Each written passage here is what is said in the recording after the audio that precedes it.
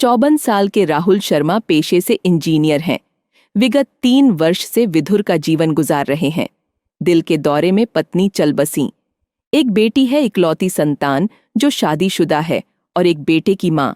स्नेहा बीच बीच में आती रहती है पिता के अकेलेपन को दूर करने के लिए। राहुल शर्मा आकर्षक व्यक्तित्व के धनी हैं और कहीं से भी 40-45 से ज्यादा नहीं लगते। ऊपर के फ्लोर में सुधा आंटी किराएदार हैं। अपनी मां के साथ रहती हैं, पास के स्कूल में वाइस प्रिंसिपल हैं। स्नेहा ने कहा, पापा, आपको गुमसुम सा अकेला देखकर हमें अच्छा नहीं लगता। अगर कोई सुलझे दिमाग की लाइफ पार्टनर मिल जाए तो बहुत अच्छा होगा हम सबके लिए। सारा दिमाग आप में ही लगा रहता है। मां के न होने से हम सबके लिए तो आप हैं, लेकिन आपके लिए सच कहें तो कोई भी नहीं। स्नेहा की बात सुनकर शर्मा जी बोले, काफी समझदार हो गई है हमारी बेटी। तभी स्कूल जाते समय सुधा जी ने कहा, नमस्ते सर, और हाथ में एक लिफाफा थमा दिया जिसमें किराया था, हमेशा की तरह। हल्की हंसी के साथ शर्मा जी ने भी सिर झुका दिया। सुधा जी की मां स्वभाव से बहुत ही बातूनी है, हमेशा अपने धुन में मग्न। बोलना शुरू करती हैं तो जब तक बात पूरी न कर लें तब तक सांस नहीं लेती, वो भी अकेले कोई सुनने वाला हो या न हो उनकी बला से। हे भगवान, मेरी बेटी बेटे से बढ़कर मेरी देखभाल करती है। अपनी जिम्मेदारी निभाते हुए 40 पार हो गई। मैं आज हूं कल नहीं। कैसे कटेगी जिंदगी, अब राम ही जाने। सुधा जी की मां बड़बड़ाई। स्नेहा बच्चे की देखभाल में व्यस्त रहती, रविवार का इंतजार करती, बच्चे को पापा को सुपुर्द करके घर के काम में लग जाती। नाना की गोदी में नन्हा बालक बेहद खुश। इधर बूढ़ी माँ का बोलना शुरू, अगर सुधा भी शादी की होती तो मेरे भी बड़े बड़े नाती नातिन होते। लेकिन किस्मत कौन बदले, कलेजे में हूक उठती है, क्या करें। सुधा बोली, माँ थोड़ा कम बोला करो, और लोग भी हैं, घर में सुनेंगे तो क्या सोचेंगे। कोई कुछ नहीं कहेगा, सब अपने में व्यस्त हैं, हमें ही सोचना होगा।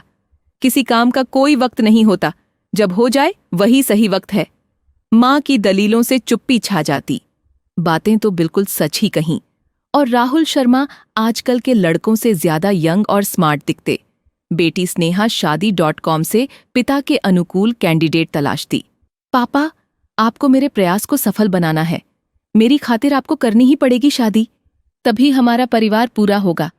ये सुनकर शर्मा जी गंभीर हो जाते, फिर कहते, देखो बेटा, भाग्य में होता तो तुम्हारी माँ ऐसे जिंदगी से क्यों जाती।